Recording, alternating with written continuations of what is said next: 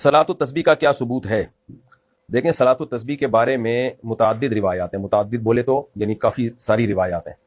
لیکن کوئی ایک حدیث بھی انڈیویجولی جب ہم دیکھتے ہیں تو کوئی صحیح حدیث نہیں ہے۔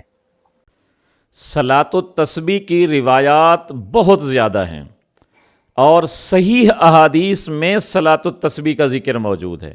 سنن ابو داؤد حدیث نمبر 1297،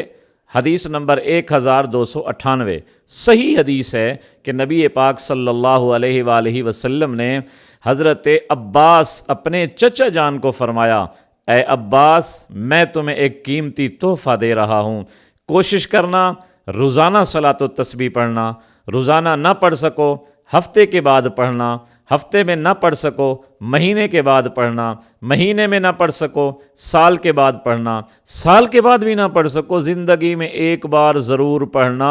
یہ ابو داؤد شریف کی صحیح حدیث ہے۔